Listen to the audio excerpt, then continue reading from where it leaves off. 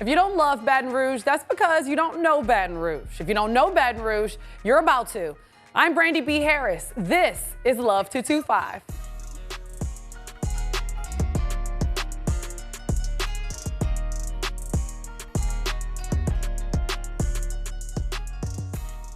Welcome to Love 225, where we are all about the color and culture of the capital city. And this week, we've got some sweet music, some sweet treats, and some super special guests. Let's get straight into it. We're hitting the trail ride with one of the kings of modern zydeco, Sean Ardoin.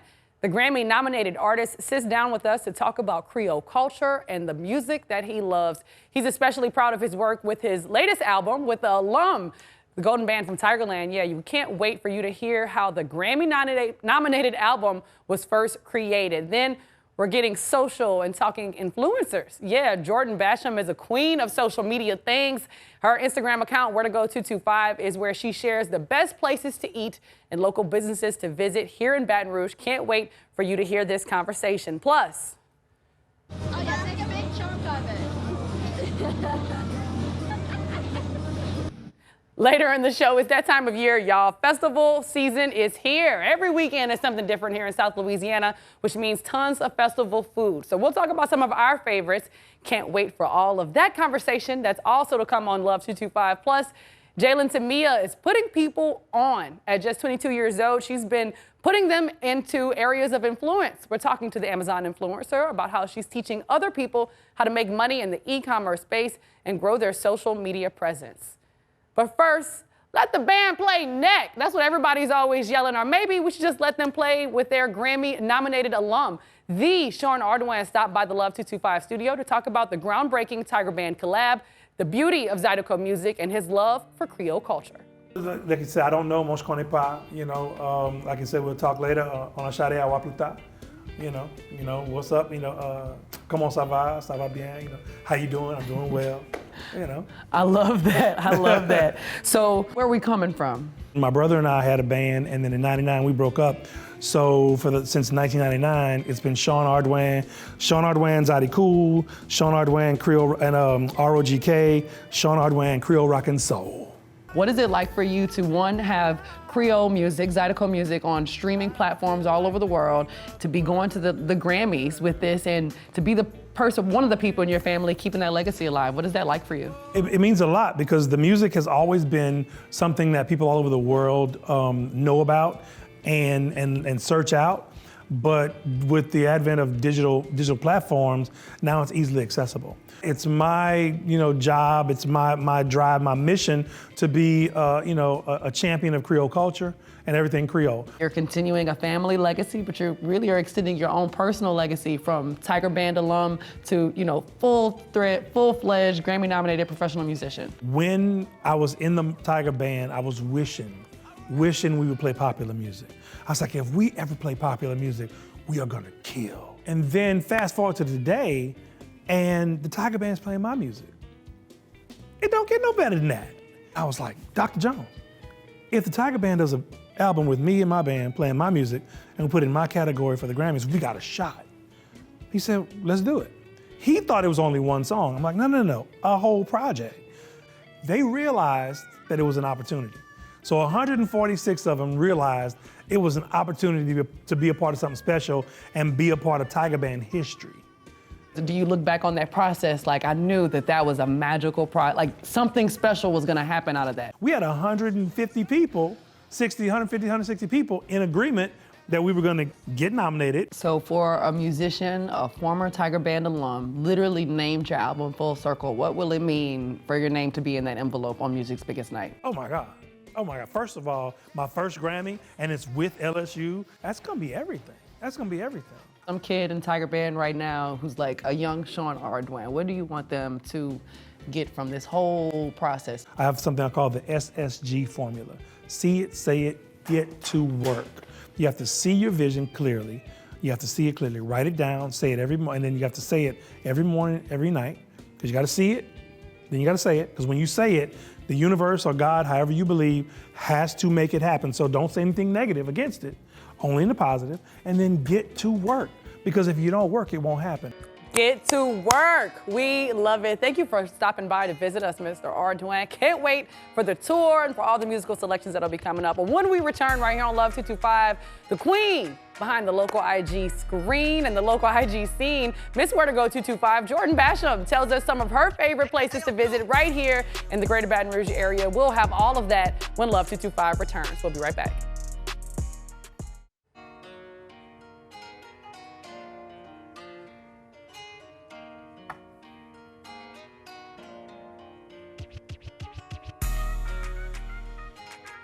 I see you dancing. We're back with Love 225. I'm Brandy B. Harris, and today we're joined by Jordan Basham, the woman behind Where to Go 225 at Where to Go 225. Make sure you follow her on IG. Jordan, thank you so much for joining us. Thank you for having me. I'm so excited to be here. I see you getting down with our beat. Shout out to Ayo Blue for giving us that, because it's an awesome, awesome, awesome song.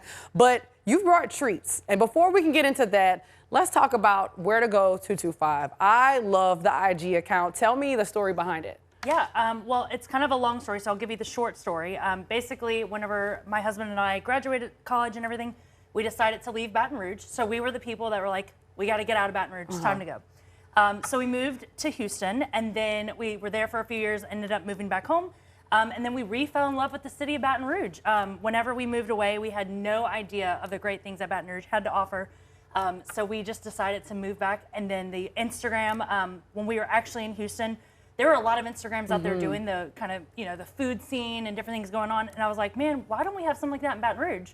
So I kind of started it as a joke, and then it just took off to what it is now. So now we're a proud supporter of all things Baton Rouge. We love it. I love it. As someone, I can definitely relate to that story. My husband and I both graduated from Southern, moved to the Midwest to start our careers. And it's not until you leave South Louisiana that you realize how truly unique and special this place is, the people, the culture. So tell me, what were some of your favorite things that you found when you got back? Yeah, for one, the food. Finding great crawfish in any kind of state is so hard to find. So the first thing we did when we moved back was finding some good crawfish. So obviously the food for Baton Rouge, but you just don't realize how great of a culture is that we have here. So the people are the thing that keep us here. And documenting it is a great way to really kind of highlight that story, that culture. So tell me, what's your response? What's your reaction from people when they get to know that it's you, or just by, you know, reading their comments and interacting with them online? It's so funny because the first 2.5, 3 years of having the Instagram, I was anonymous. So I didn't have my name on there. I didn't have my photo or anything like that. So for a long time, it's been people run into me and they're like, oh my gosh, that's you? And it's been like my best friends or different things like that. So I kept it very lock and key for a while. And now I'm getting better about putting my face to it. I believe there's so much of a great conversation to be had about Baton Rouge.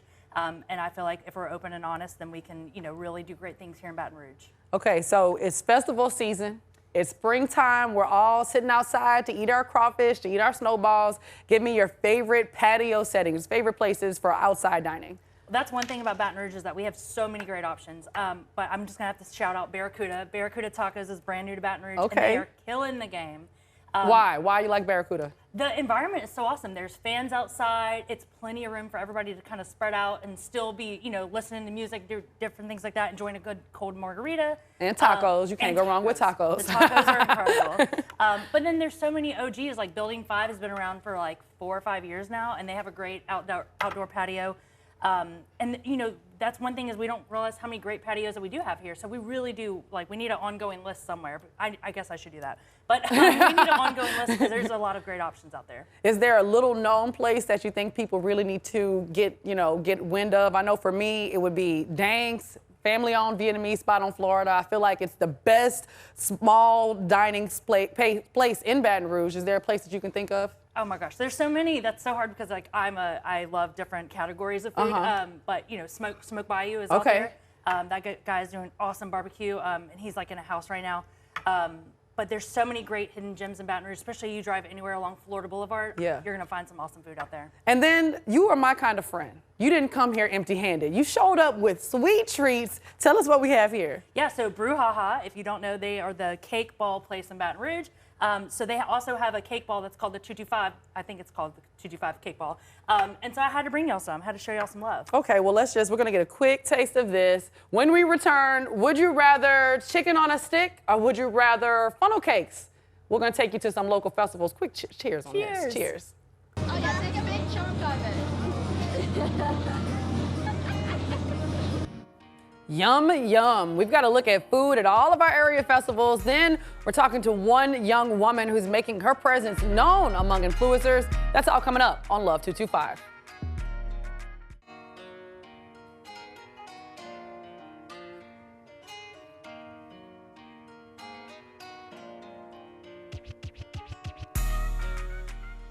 For today's installment of Red Stick Greasy Spoon, we're going to the fairs. Whether it's frozen or popped on a stick and deep fried, festival foods serve us all of our favorite cravings. And the unofficial food of fairs and festivals all across the country, funnel cake. And down at the Ascension Parish Fair, some people stood in line for a chicken on a stick. Others wanted to taste one of the 10 flavors of funnel cake that stole the show: Oreo, strawberry, apple pie flavors, and more. Our special guests are going to stick around to discuss this sweet treat and talk about our favorite flavors. But that's not the only festival food, obviously. Everything can get deep fried. You see kids out there enjoying hot dogs, fried chicken on a stick, fried Oreos, butter on a stick, all kinds of festival favorites that everyone gets to enjoy. And we have all of our favorites. I don't know if I enjoy everything that's fried on a stick, but it is fun for the entire family. And joining us in the studio this morning at just 22 years old, Jalen Tamia is a social media influencer. And now she's using her entrepreneurial skills to show other people how to find success in e-commerce. Jalen Tamia, thank you so much for joining us this morning. Thank you for having me. So first, tell us, how did you get into social media influencing? I've always loved social media. I'm always in front of a camera, making a video, sharing my favorite products. So it's been a long time coming for me. And you found some success, right? You've had some different partnerships. Tell me about some of the brands and companies you've gotten a chance to work with. I've gotten to work with Reebok, Good American, Skims, Amazon. I love Amazon. A lot of different hair companies, so a lot of brands, a lot.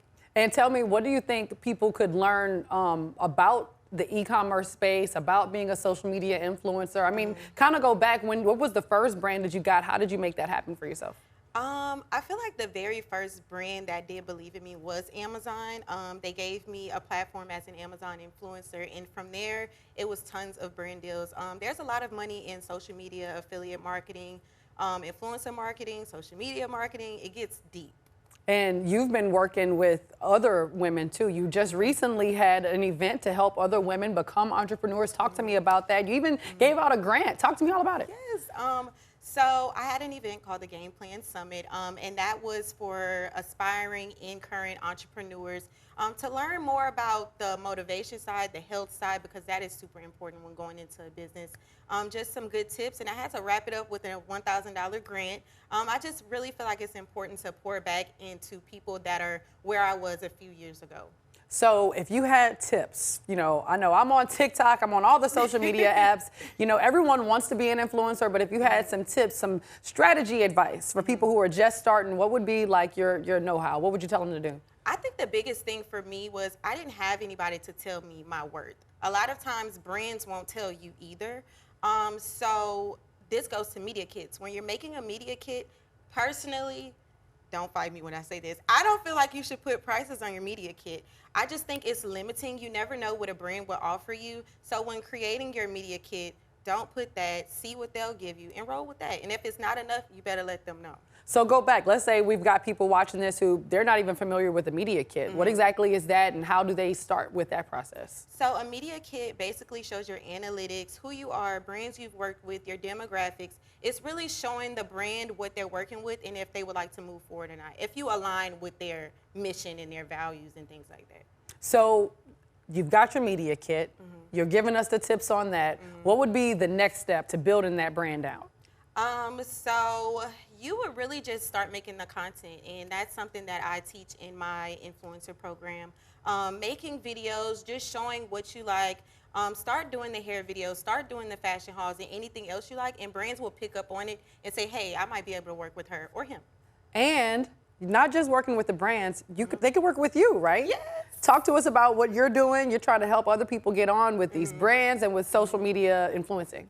So I have two big projects right now. One thing I'm doing is creating an influencer and social media marketing agency, and we will take on talent and help them negotiate deals, work on different campaigns and things like that. And I also have a summer influencer program where I take them through an 8-week program that'll teach them negotiating skills, how to create content. I even talk a little bit about bookkeeping, Google Calendar. I'm giving them the business. Listen, all the details. Yeah. So if people wanted to sign up for that summer program, where do they need to go to get that information?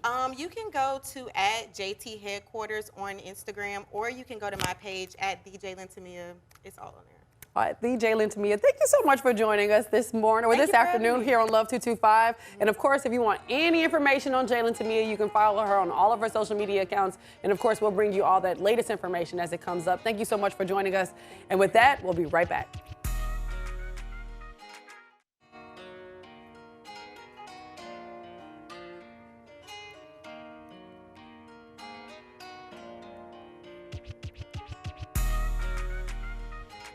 And we're back here on Love 225. I'm Brandy B. Harris. And of course, we have that special segment. Our guests have stuck around for today's segment of To Be the Judge. And we're introducing our guests to some local concepts. They're going to let us know either it's a 10 or a chop. And joining us today, Miss Where to Go 225 herself, Miss Jordan Basham, and LynTamia, our local influencer. Ladies, both of our local influencers, thank y'all so much for joining us for this. So I want honest opinions, hot takes only, okay? So either it's a 10 or it's a chop, like hard pass, okay? So let's see, what do we have up first? First, food, 10 different funnel cake flavors. You see them right there. And now we're asking y'all all about it. They had M&M flavor. I think I saw gummy bear flavor, the original flavor. Of course, we saw some caramel. We saw some chocolate. We saw Oreo flavored funnel cakes. What's your favorite flavor funnel cake? I probably may try the Oreo. Okay. But I'll eat the original. What about like a gummy bear is not getting a 10 for me. No, The original gets a 10 for me, but the gummy bear is a hard chop.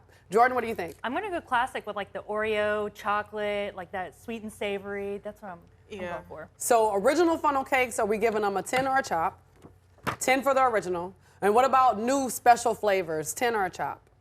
I'm gonna say 10. You're gonna say 10? For all of them? For all of them? Which one is questionable? All or nothing. I'm not eating the gummy bears, the caramel. That's too much. So I think the caramel. Now you being shady because I think the caramel one sounds delicious. Now the M&M one, those textures just don't go together. So that's gonna be a hard chop for me. I don't know. I have to try them all. Okay. I have to know. And chicken on a stick, 10. About it. You giving 10? Okay, it's just chicken on a stick.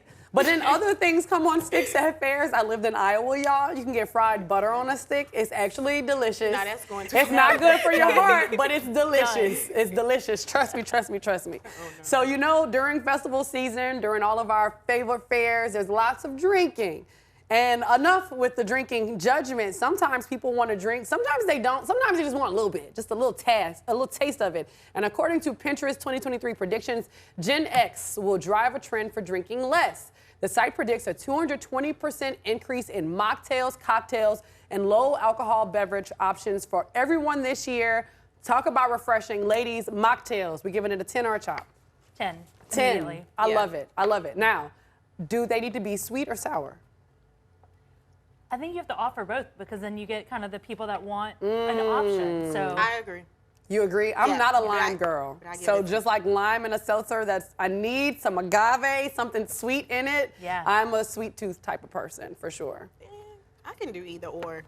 We had an event last Thursday. It was Fort Cancer, and our #1 drink of the night was a mocktail. Wow. Free alcohol all night long. The #1 was a mocktail. Pinterest predicts strikes again. They were definitely onto something. So let me ask y'all this. Do y'all like to dance? I do. Can you get down, Jordan? I can't. Let's take a look at this video. Zydeco dance, Zydeco music, very famous of Creole culture, very reminiscent of South Louisiana. People love to get down to the Zydeco music. I love to see people in their cowboy boots. I love to see that accordion and hear that Zydeco flair. We love it. So we giving Zydeco dance a 10 or a chop? A 10. A 10. Can you do it though? Can you swing out? Can you do all that? I know how to do the bunny hop. Okay, I think we all know how to do the bunny hop. I don't know if I can do the zydeco dance. It depends on how many non-mocktails I'm drinking. Okay. If we're drinking real alcohol, I get better. If we have a real cocktail, then we all got a little personality that we can add to the dance floor, right? So that sounds like a lot of fun. Obviously, this is a little bit of lanyard for us here on Love 225. But thank y'all so much for joining us. And if everyone wants to follow y'all, where can they go to find all your information, Jalen? For me, you can follow me at the Jalen Tamia. That is TheJailynTamia. And then from there, you can find everything else. Yes, and you can sign up for the summer program, learn how to get that money, honey. And Jordan, where can everyone find your information? Mine's easy. Where to go 225. Go is GEAUX. So if you're looking for the next place to go in Baton Rouge, there's the name, Where to Go 225. You do not want to miss Jordan's Instagram account. I'm constantly getting my little notifications. Okay, where is she at next? So you definitely want to follow both Jalen and Jordan. Ladies, thank y'all so much for joining us here on Love 225. Thank you. Y'all look wonderful. This was amazing. And with that, we'll be right back. P.S. We've got something very special here in our little neck of the woods in South Louisiana. We want to visit and highlight every single spot that showcases our extraordinary culture and the amazing people that make the 225 one of a kind. So tell us where we should go. Make sure you should go like, follow, and share the Love 225 show across all social media. Till next time, y'all have a good one.